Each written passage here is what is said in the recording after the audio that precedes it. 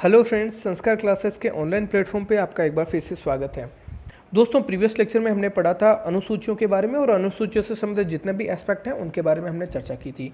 दोस्तों, आज हम चर्चा करने वाले हैं अनुसूचियों से संबंधित किस तरह के क्वेश्चंस हमारे एग्जाम्स में पूछे जाते हैं, यानी कि रैंडमली जिस तरह के क्वेश्चंस एग्जाम में पूछे गए हैं उनका कलेक्शन मैं आपके सामने लेके आया हूं, जो आने वाले एग्जाम में आपके लिए काफ़ी महत्वपूर्ण हो सकते हैं।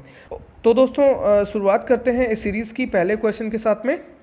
ओके दोस्तों, ये है हमारा क्वेश्चन नंबर 1। क्वेश्चन नंबर 1 कहता है कि हमारे संविधान में मूल रूप से कितनी अनुसूचियां थी। अब दोस्तों, यहाँ पे बात करता है कि मूल रूप से कितनी अनुसूचियां थी। यहाँ पे हमारी मूल रूप से 8 अनुसूचियां थी, और यदि पूछा जाता वर्तमान में कितनी अनुसूचियां हैं तो वो है हमारी 12 अनुसूचियां। देखो दोस्तों, मूल रूप से 8 अनुसूचियां थी, फिर हमने वेरियस अमेंडमेंट किए और उसमें 4 अनुसूचियां और जोड़ी, और वर्तमान में अनुसूचियों की संख्या कितनी है? 12 है। ओके दोस्तों, चलते हैं अगले क्वेश्चन की तरफ। ओके दोस्तों, हमारा अगला क्वेश्चन कहता है कि 8वीं अनुसूची में किसका उल्लेख कर रखा है। दोस्तों, जो हमारी 8वीं अनुसूची है उसका संबंध है भाषाओं से। हमने याद करने का तरीका बताया था कि जब स्टूडेंट 8वीं में आता है तो उसको भाषाओं का नॉलेज और भाषाओं का ज्ञान रखना काफ़ी ज़रूरी हो जाता है। तो 8वीं में आते आते भाषाओं का नॉलेज सीख जाता है। हमने याद रखने का तरीका बताया था। तो भाषाओं का दे रखा है आपका 8वीं में, तो इसका मतलब 8वीं अनुसूची का संबंध किससे है, यानी कि हमारे संविधान में जो भी मान्यता प्राप्त भाषा है वो आपकी 8वीं अनुसूची में उल्लेखित है। ओके दोस्तों, नज़र डाल देते बाकी के ऑप्शंस पे। पंचायती राज संस्थाओं का, दोस्तों ध्यान रखें, पंचायती राज जो संस्था है उनका उल्लेख कर रखा है 11वीं अनुसूची में। और सूचियां जो भी हैं उनका दे रखा 6 से 7 और 6 से 7 से सूचियां। उसके बाद में 10 से 10 और 10 से दल बदल, यानी कि 10वीं अनुसूची में दल बदल का उल्लेख कर रखा है। ओके दोस्तों, हमारा अगला क्वेश्चन है, किसका संबंध मूल संविधान की अनुसूची से नहीं था, यानी कि कौन सा उपबंध ऐसा है जो मूल अपने संविधान में नहीं था। ओके दोस्तों, इसका मतलब ऐसे उपबंध की बात हो रही है जो बाद में अमेंड हुआ है, यानी कि मूल संविधान की अनुसूची में नहीं था। इट मीन्स क्या है, वो बाद में आया है। ओके दोस्तों, ऑप्शन वाइज चर्चा करते हैं इसमें। पहला ऑप्शन हमारा कहता है अनुसूचित जाति और जनजाति क्षेत्रों का प्रशासन। दोस्तों, ये वाली अनुसूची 5 में निर्दिष्ट है। इट मीन्स ये हमारा कब आ गया था, ये तो मूल रूप से हमारे संविधान में था। हमारा कौन सा होगा, जो 8वीं अनुसूची के बाद का कोई उपबंध है तो वो इसका राइट आंसर बन जाएगा। ओके, विभिन्न पदाधिकारियों के से संबंधित वेतन और उसके भत्ते, यानी कि वेतन का जो उपबंध है वो आपका कर रखा है आपकी अनुसूची 2 में। इसके बाद में दोस्तों बात कर रहे हैं कि दल बदल से संबंधित प्रावधान, ये हमारा राइट आंसर हो जाएगा दोस्तों, क्योंकि ये हमारा मूल अनुसूची में नहीं था, यानी कि 8 तक की जो अनुसूचियां थी उसमें नहीं है। ये हमारा 10वीं अनुसूची में उल्लेखित है, तो हमारा राइट आंसर ये बन जाएगा। अगला क्या है दोस्तों, राज्यों में, राज्यसभा में राज्यों का प्रतिनिधित्व। देखो, हमने कहा था ये आपका आता अनुसूची 4 में, 4 से करते हैं प्रतिनिधित्व, तो इस तरह से ये 4थी अनुसूची में उल्लेखित है, तो इस तरह से इसका राइट आंसर बनेगा दोस्तों। ओके दोस्तों, अब बढ़ते हैं नेक्स्ट क्वेश्चन की ओर। ओके दोस्तों, अब हमारा अगला क्वेश्चन है कि दूसरी अनुसूची का संबंध है। दूसरी अनुसूची की बात की है दोस्तों, हमने याद करने का तरीका बताया था दोस्तों, ट्रिक हमने यूज की थी, जिसमें हमने कहा था पहली में एरिया देखते हैं, दूसरे में पेमेंट की बात करते हैं, पसंद आता है तो तीसरे में शपथ लेते हैं। इसका मतलब दूसरे का संबंध किससे है, दूसरे का वेतन भत्तों से है। तो इसका मतलब सीधा सी ऑप्शन में दे रखा वेतन भत्ते और पेंशन का उल्लेख किसमें कर रखा है दोस्तों, आपकी दूसरी अनुसूची में है। और दोस्तों हम देखते हैं कि यदि पसंद आ जाए तो तीसरी अनुसूची में किसका दे रखा है, आपका शपथ का प्रारूप दे रखा है। इसके बाद में अनुसूचित जाति और जनजाति क्षेत्रों का प्रशासन किसमें दे रखा है दोस्तों, आपको ध्यान रखें ये आपकी 5वीं में दे रखा है। देखो, हमने कहा था 5S जैसा दिख रहा है, तो SC ST इस तरह से इसको याद रखा जा सकता है। और भाषा 8वीं में आपको पता होगा दोस्तों, तो भाषाओं का उल्लेख किसमें कर रखा है, 8वीं शेड्यूल में कर रखा है। ओके दोस्तों, चलते हैं अगले क्वेश्चन की तरफ। ओके दोस्तों, हमारा अगला क्वेश्चन है मूल रूप से 8वीं अनुसूची में कितनी भाषाओं का उल्लेख था। दोस्तों, ये कहता है कि जो हमारी 8वीं अनुसूची है जिसमें मान्यता प्राप्त 22 भाषाएं हैं, ये कहता है मूल रूप से उसमें कितनी भाषाएं थी। तो दोस्तों ध्यान रखें, उसमें मूल रूप से 14 भाषाओं का उल्लेख कर रखा था। उसके बाद में 8 हमने नई भाषाएं ऐड की हैं, और वर्तमान में इसमें भाषाओं की संख्या कितनी है, 22 भाषाएं हैं। और आखिरी भाषा जिसको हमने जोड़ा है वो है हमारी डोगरी। तो हमारा 22वीं भाषा कौन सी बन जाएगा, डोगरी। बहरहाल हमारा इसका राइट आंसर रह जाएगा सी ऑप्शन, जिसका आंसर है 14। ओके दोस्तों, अब चलते हैं अगले क्वेश्चन की तरफ। ये कहता है निम्न में से कौन सी भाषा मूल रूप से 8वीं सूची में, 8वीं अनुसूची में उल्लेखित थी, यानी कि हमें उस भाषा का चयन करना है जो बाद में अमेंड नहीं की है। कौन सी भाषा है, देखो दोस्तों, हमने कहा है यहाँ पे आगे हमारा ऑप्शन दे रखा है कोंकणी। हमें पता है कि दोस्तों हमने कहा था कि 92 71वें संविधान संशोधन 1992 में कॉमन भाषा जोड़ी गई थी, यानी कोंकणी, मणिपुरी और नेपाली। इसका मतलब क्या है? कोंकणी तो हमारी नई आंसर हो सकती है। इसके बाद में आगे दे रखा दोस्तों सिंधी भाषा। हमने कहा था पहला ही अमेंडमेंट जो हुआ था इससे संबंधित, यानी कि पहला अमेंडमेंट बात कर रहा हूँ भाषाओं से संबंधित पहला, यानी कि आपका 21वां अमेंडमेंट हुआ था 67 में। हमने कहा था 67 में जोड़ी है संधि, मतलब ये मूल रूप से हमारी इस अनुसूची में नहीं थी। इसके बाद में दोस्तों बात करते हैं मैस बोडो, यानी कि ये भी आपकी क्या हुई है 92वें संविधान संशोधन 2003 के तहत जोड़ी गई। इसका मतलब मैथिली भी नहीं थी अभी, तो हमारा राइट आंसर बन जाएगा पंजाबी। ओके दोस्तों, चलते अगले क्वेश्चन की तरफ। ओके दोस्तों, हमारा अगला क्वेश्चन कहता है कि 9वीं अनुसूची का संबंध किससे? ओके दोस्तों, हमारी जो 9th शेड्यूल है वो हमने देखा था कि जो पहला ही अमेंडमेंट 1951 में हुआ था और उसमें भूमि सुधार संबंधित प्रावधानों को जोड़ा गया था। और आपका संबंध किससे हो जाएगा? डी ऑप्शन से। बाकी ऑप्शन पे चर्चा करते हैं दोस्तों। नगर पालिकाओं से संबंधित उपबंध दोस्तों 12वीं अनुसूची में है, पंचायती राज का 11वीं में है और दल बदल से संबंधित आपका 10वीं में। ये जो सीक्वेंस में दे रखा है इन्हीं सीक्वेंस में इनको ऐड किया गया था। तो ये 9वीं हो गया, 10वीं हो गया, 11वीं हो रही, ये आपका 12वीं हो जाता है। ओके दोस्तों, चलते अगले क्वेश्चन की तरफ। ओके दोस्तों, अगला हमारा क्वेश्चन है निम्न में से कौन सी अनुसूची भारत में संघीय शासन व्यवस्था के स्वरूप को स्पष्ट करती है? दोस्तों आजकल का ट्रेंड है, इस तरह के क्वेश्चंस पूछे जाते हैं और हमें समझना बहुत जरूरी है।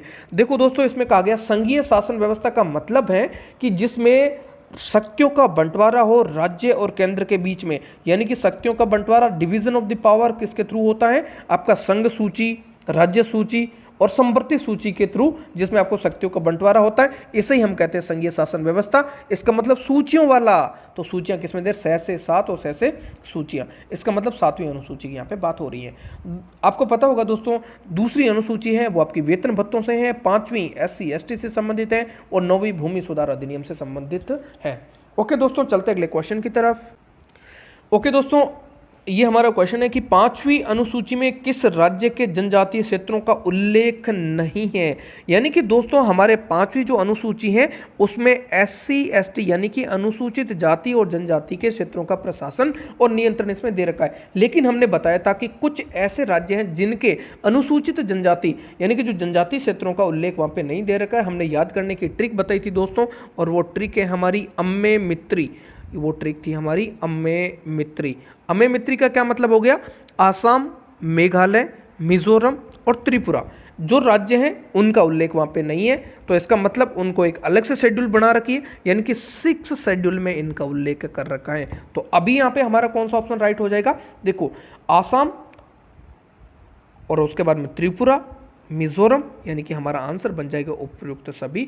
ये सभी ऐसे हैं जिनका 5th शेड्यूल में उल्लेख नहीं दे रखा है और इनके लिए स्पेशल स्टेटस देते हुए अगली एक और हमने शेड्यूल बनाई है 6th शेड्यूल, यानी कि 6वीं अनुसूची में इसका उल्लेख कर रखा है। ओके दोस्तों, अगला हमारा क्वेश्चन है 8वीं अनुसूची में जोड़ी गई आखिरी भाषा कौन सी है? ऑलरेडी हम डिस्कशन कर चुके हैं दोस्तों, यानी कि मैस बोडो डोगरी। डोगरी जो भाषा है वो हमारी आखिरी भाषा यानी कि 22वीं भाषा है। वैसे तो दोस्तों ये जो 92वां संविधान संशोधन 2003 में हुआ था इसमें 4 भाषाओं को जोड़ा गया था, यानी कि मैस बोडो हमने याद करने का तरीका बताया। मैं से बन जाएगा मैथिली, संथाली, बोडो और डोगरी, यानी कि इनको इसी सीक्वेंस में लिखा गया था। तो सबसे आखिरी भाषा डोगरी है और ये आपके एग्जाम में क्वेश्चन पूछा गया था, तो मैंने वहां से इस क्वेश्चन को उठाया है।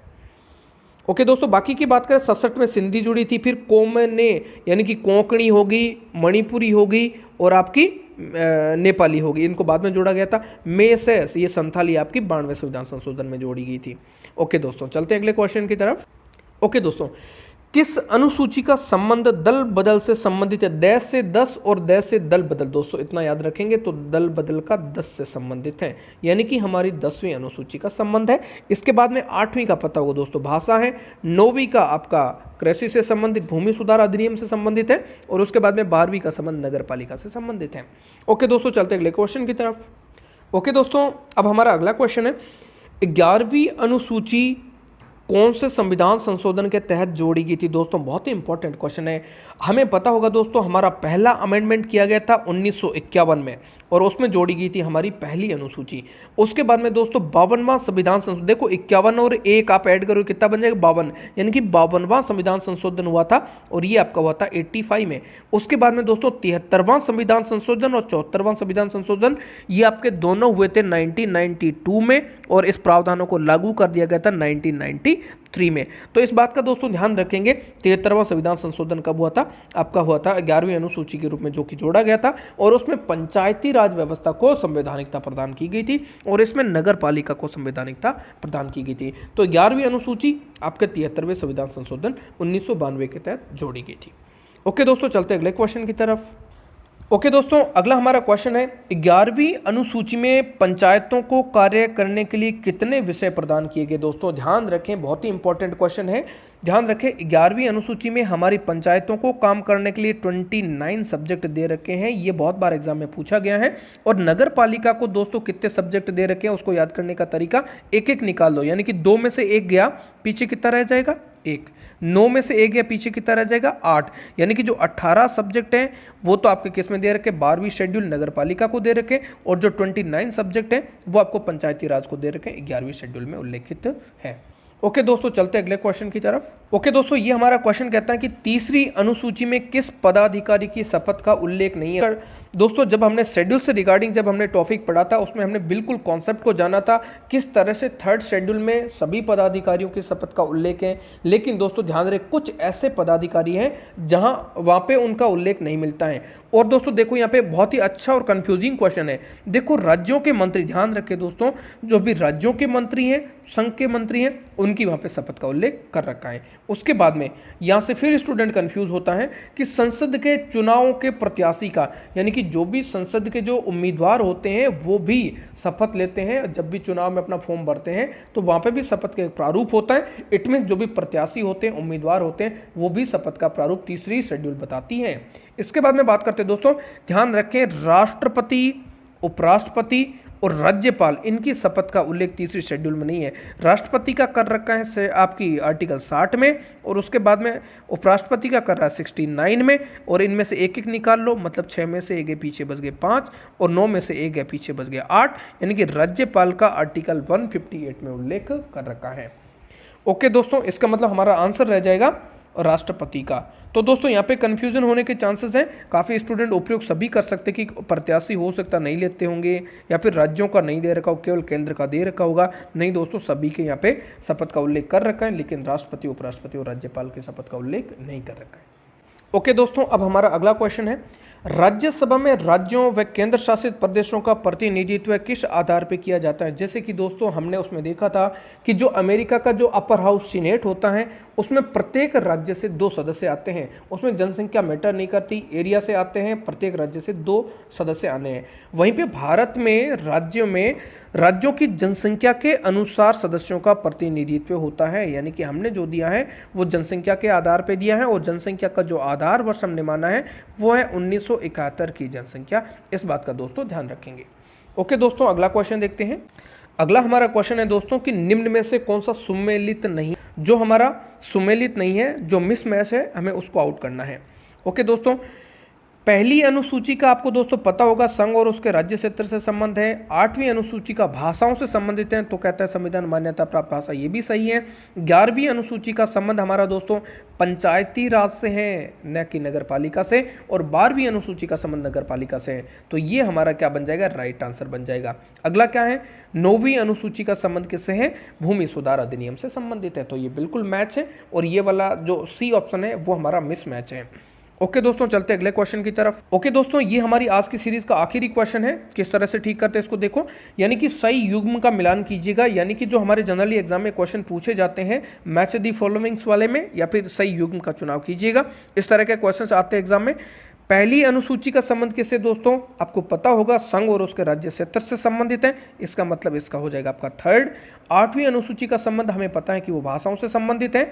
उसके बाद में 10वीं द से 10 और द से दल बदल, और आपका 9वीं का मतलब हो गया भूमि सुधार अधिनियम से संबंधित होती है। तो ये तो थे दोस्तों आज के हमारे वेरी वेरी इंपॉर्टेंट क्वेश्चंस। यदि आपने दोनों शेड्यूल्स का जो वीडियो आपने देखा है उसके बाद में यदि आप इस क्वेश्चंस को लगाते हैं तो ये आपके आने वाले एग्जाम के लिए काफ़ी ज़्यादा हेल्पफुल साबित होंगे दोस्तों। थैंक यू सो मच दोस्तों हमारे साथ में बने रहने के लिए।